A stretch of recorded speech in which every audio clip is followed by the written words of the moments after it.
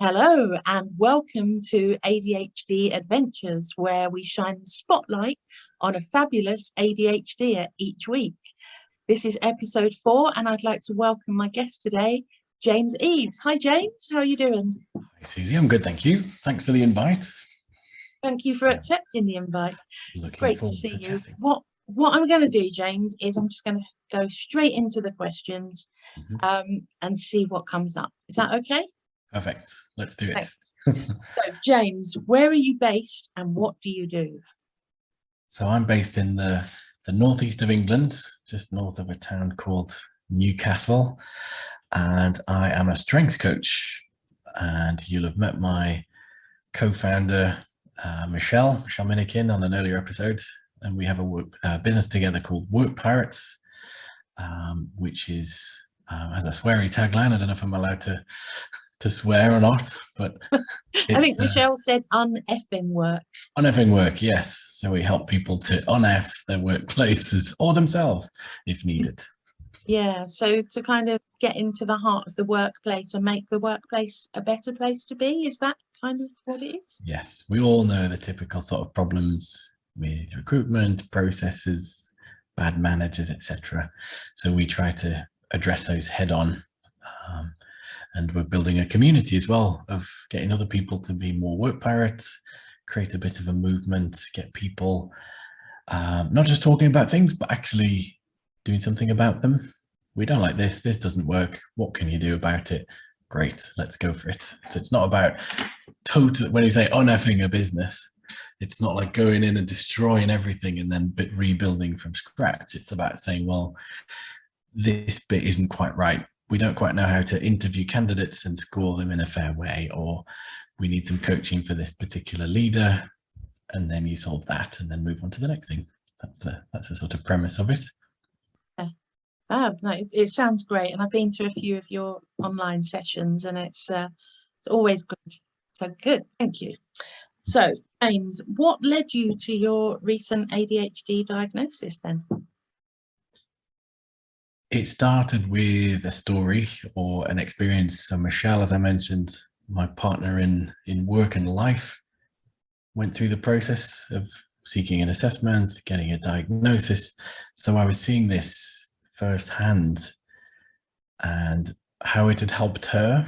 And then with her blogs, we put on some more events. We got other people coming to talk to us about their ADHD, neurodivergence, etc.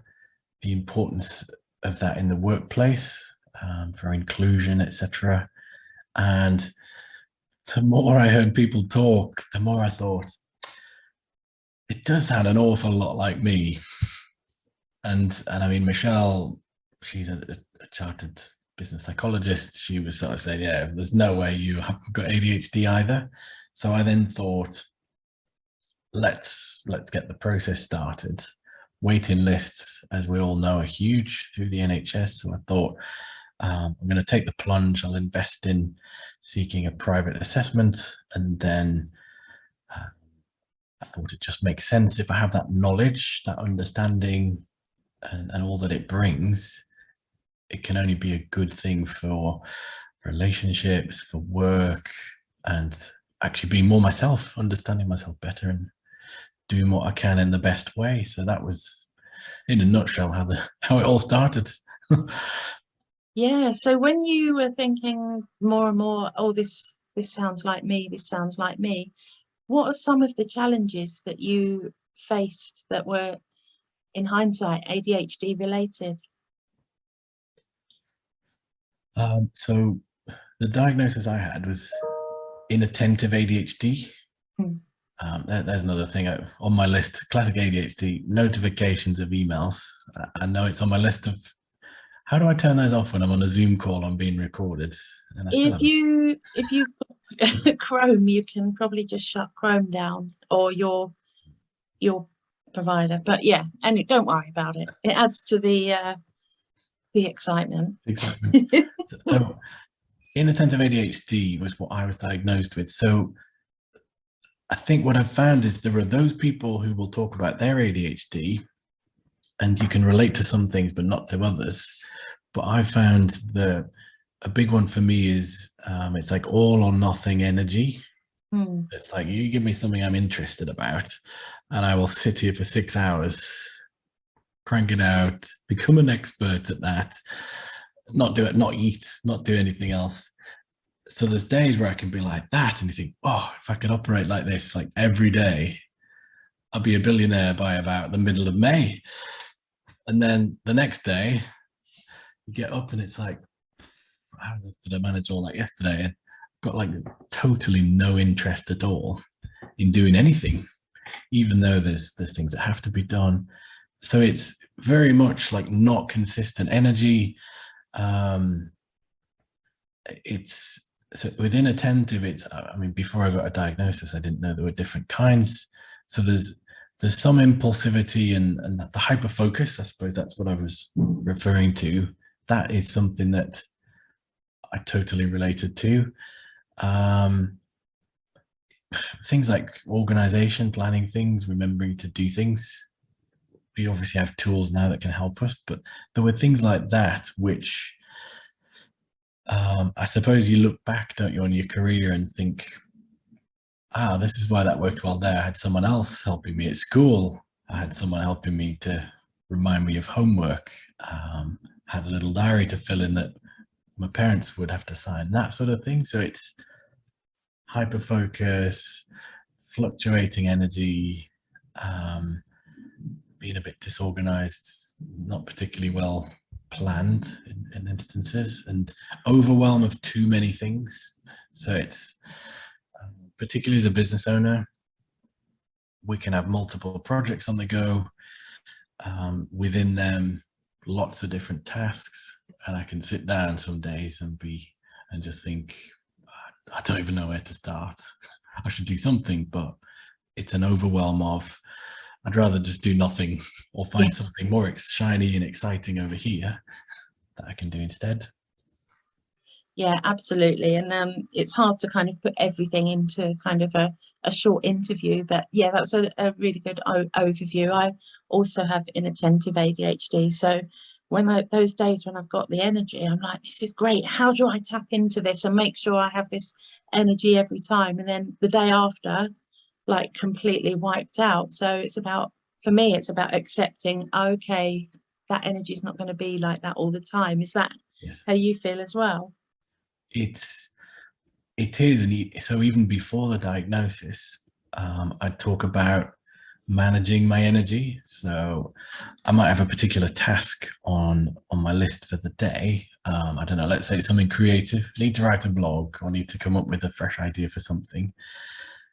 If the energy wasn't there, rather than beat myself up about it, I'd just say, well, okay, I'll do that later. I'll see how I am this afternoon, or do something different, get out in the sunshine.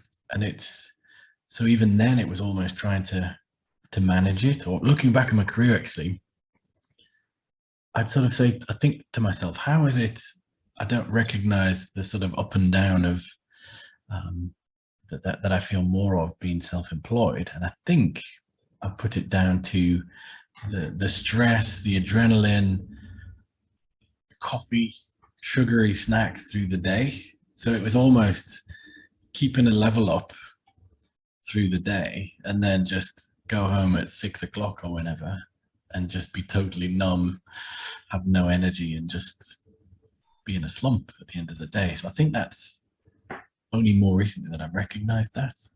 Yeah. In managing it. Yeah, of course. Okay.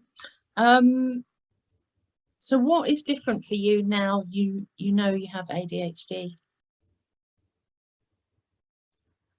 It's a funny one. I was thinking about, I've been working with a coach to help with, whether you call it coping strategies, whether it's figuring things out of how to use this. In some ways, I don't think I'm any different. It's more now the awareness of, it's explaining how I have operated, how have I masked certain things, how have I coped in some ways. And I think I'm perhaps a bit kinder to myself. So instead of saying, I have to be able to do everything or I'm totally incompetent. It's actually accepting support from others. Not that I couldn't delegate things, but I think it's having support work or others working on key functions. I could do this, but someone else is more proficient in this than I am.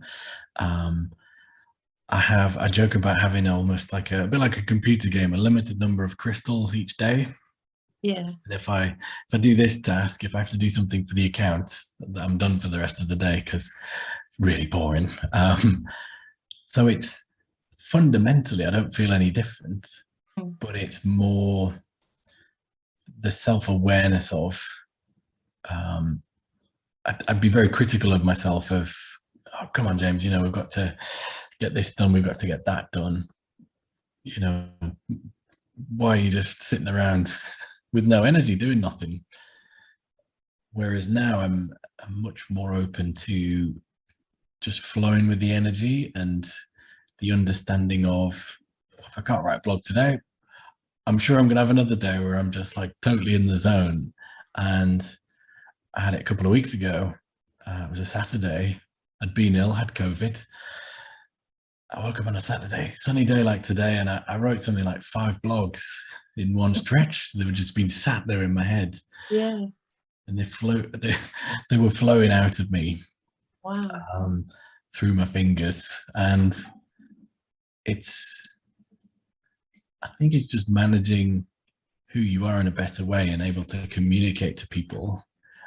This is what I need. This is how I work. This is how I best get things done, and almost not apologizing for those things. And it doesn't, in many ways, in an ideal world, it's not even those who have ADHD, who are neurodivergent, should be the case for everyone.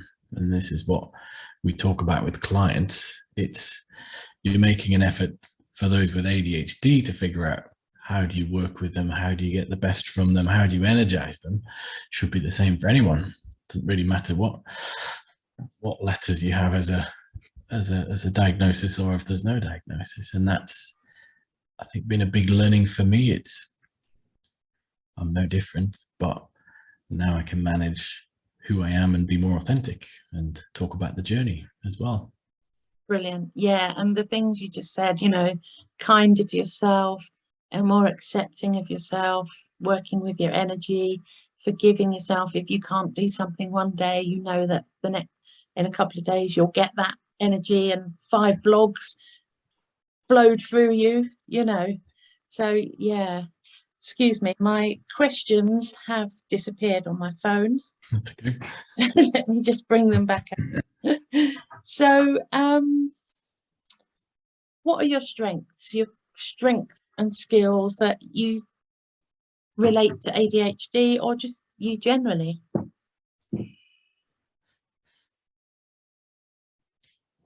So as a strengths coach, I do use a tool with strengths, but I don't necessarily think I'll talk about those specifically. But there's almost a couple of them link very much to forward thinking, strategy, what the future could look like. And it's almost it's hard to explain. It's not quite a gut feeling, but there's an intuition that I'm pretty sure we should be doing this. I think this is where we should be sailing to use a pirate analogy. And I think it's a strength that I have always had. Lots of ideas, really creative. It's like, oh, doing this process, this doesn't work. How about we tried it this way? And unfortunately, I worked in many companies where you get shot down for that sort of thinking. It's like, we don't need you to think strategically. It's just crack on with your job. This is your job description. We've not invited your opinions and ideas, and keep them to yourself. Compared to, I think my first job after university, small estate agency in France, I could go to the owners and say, I've noticed this problem and I've got a solution. This is what it would be, what it would involve. What do you reckon? And the response would be, well, of course, it's brilliant. Crack on. It would be implemented within the afternoon. And I think that's where I've thrived the most.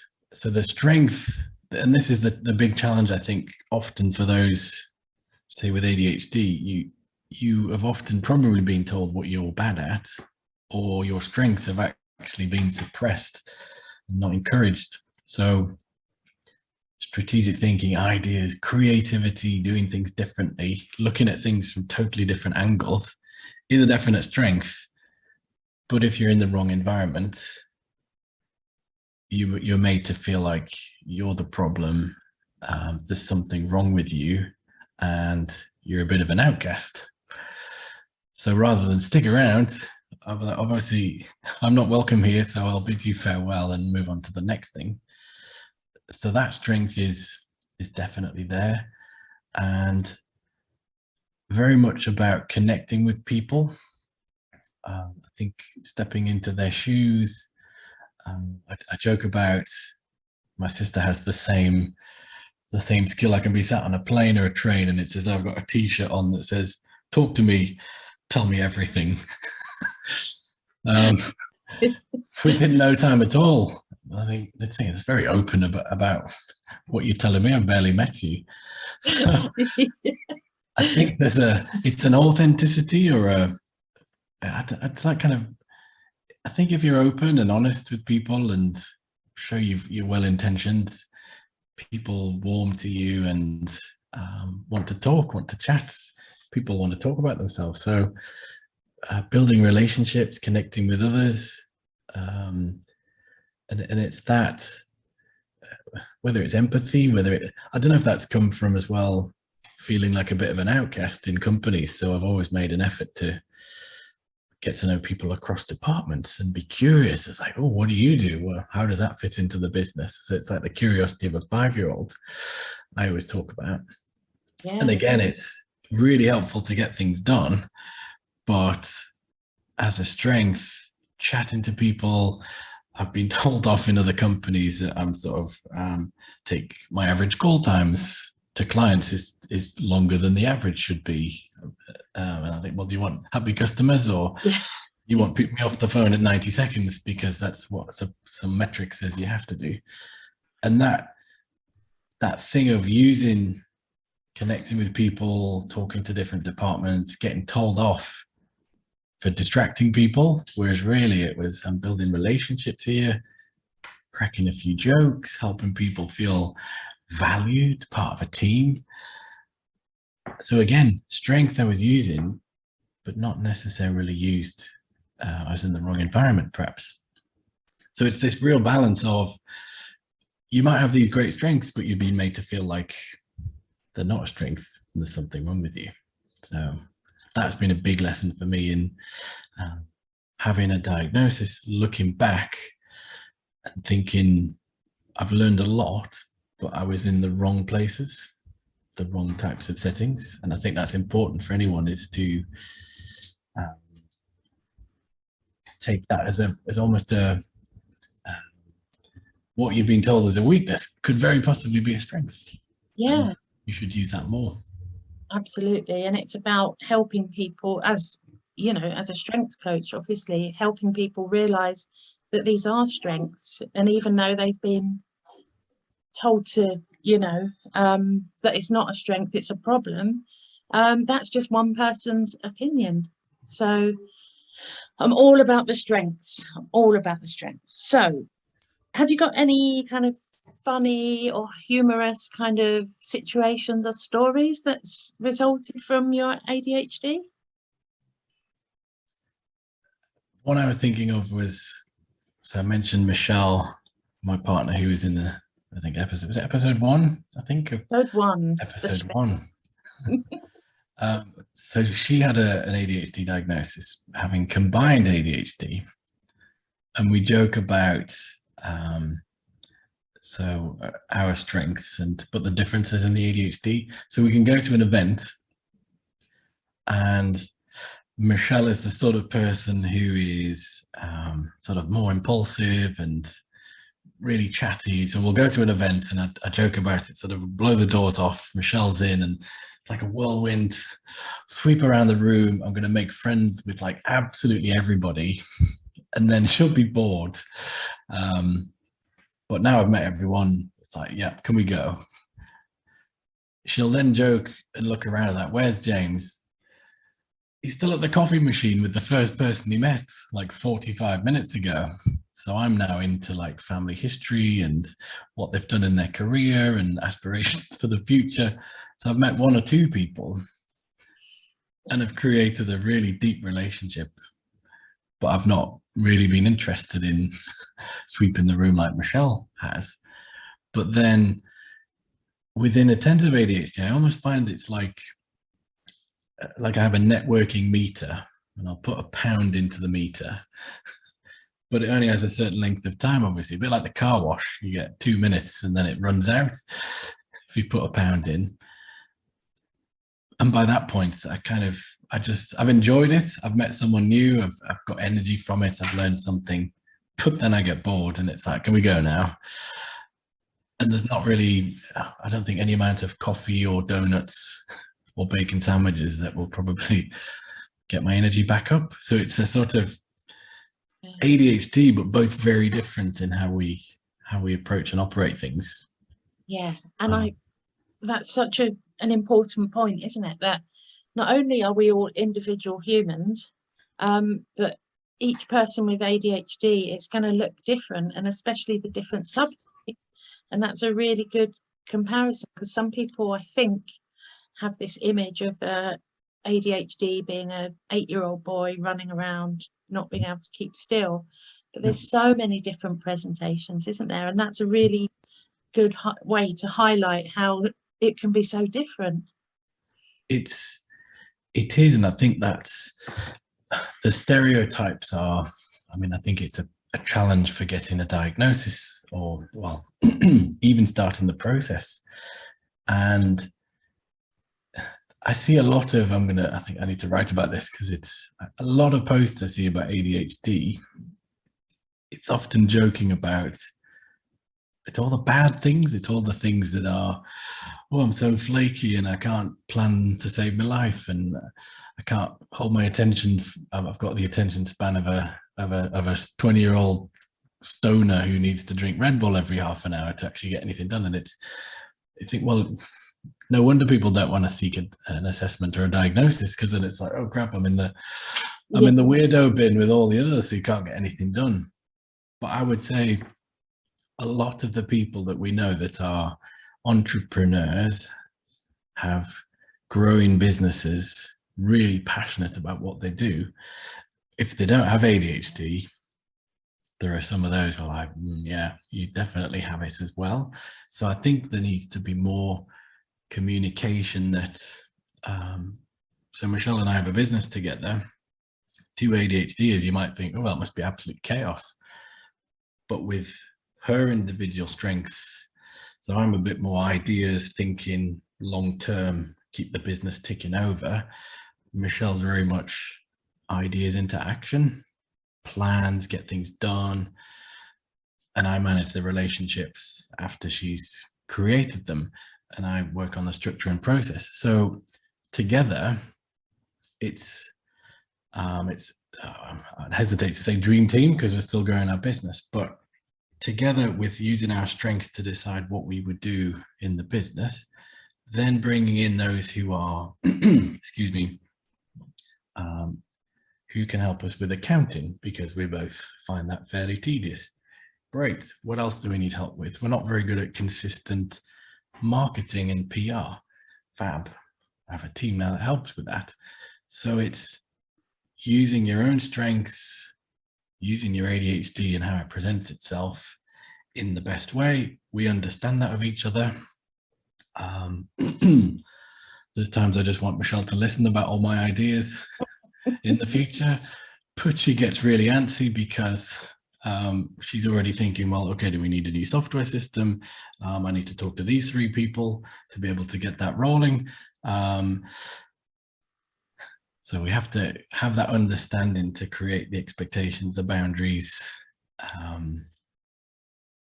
But we are both using our individual strengths and how we operate, and then we flow with the energy that we have. And it's people who have got a lot to bring to the world, who I think are presented in a way that does them a disservice, I would say. And I think there's more people that the creative, passionate, different ways of thinking and operating. You only have to look at some of the well-known musical artists or business owners, and you think, yeah, they're definitely. And you're right, tapping into those strengths which are not always talked about, kind of get hidden away or brushed aside over the other funny stuff. And it is relatable for a lot of people, but it's what you focus on, isn't it? And if you're focusing on your creativity, and it sounds like what you and Michelle are doing is you really putting your brains to work in a great place, then things are going to happen. And like you say, so many famous people that you can see. So it's tapping into it, isn't it? Yes. Yeah. So, what would you say to somebody that's just been diagnosed and is perhaps feeling a little lost or confused? I would say find the communities where there are your people. I think I'd suggest that even before you get to a diagnosis, because I've noticed that everyone has, I think, the same doubts from if you have an appointment for an assessment or seeing the GP, then a psychiatrist. Everyone's umming and ahhing. It's like, oh, maybe I'm making this up. I'm not sure if it is me. What if they actually say I don't have ADHD? And it's when you're actually in, it could be a Facebook group, it could be a networking group, a WhatsApp group.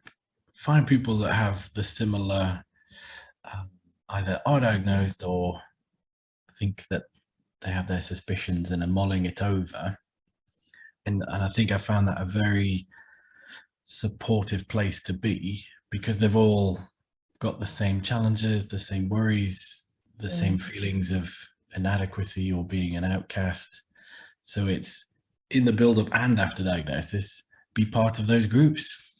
Yeah. People will then share their stories of, oh, I've just had a diagnosis and what do I do next? Or how have you found it? What's this brought to you?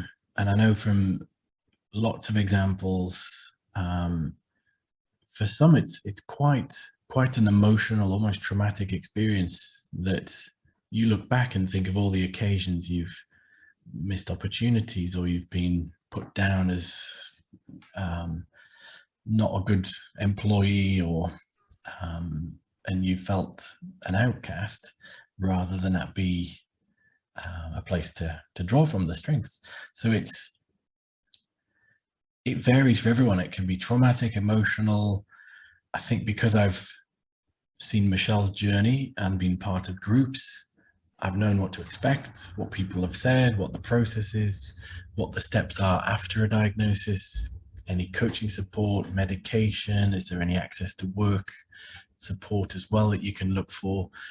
And it's almost that clarity of, what can I do with this? It's not just about, great, you've met all these symptoms and I've given you a diagnosis. It's what practically can I do with that, and what helps to process it, I think, because it can be from one end of trauma, and this is why relationships have failed, or my business has failed, or I've worked terribly in corporates and I should have realized sooner that I should have just left and set up my business. And then I found that whole support to be probably the most critical part of the process, and then knowing what to do next. So it's and I think it's take time to, as well. You get a diagnosis, everyone I know, and myself included, I didn't tell anyone other than those who were already in the club the ADHD club that I was going to go for an assessment. I told my mum and my sister after the fact, because I wasn't sure how they would react or respond. So I think you don't have to tell people straight away. Yeah. Tell people you feel close to, process what it means for you. You can share your story with others in communities and blogs. You don't have to if you don't want to. And then really just tap into the support groups, networks. If you have government support for support workers or coaching, counseling, medication, explore all the options, I think, and embrace who you are for your uniqueness and what you are good at, I would say.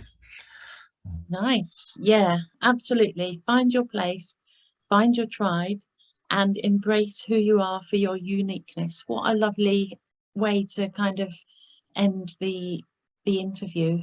And yeah, 100%. Find those groups. There are groups out there where you can find people that really get you, are going through the same thing or have been through it. So it's about finding them, isn't it? Yes. And taking those steps. So James, thank you so much for being my guest number 4. And thanks so much for sharing your story so openly. Appreciate it. Thank you for inviting me on. This has actually been very helpful for me as well to talk about my own journey. So yeah. I appreciate that. Thank you. Well, thank you very much.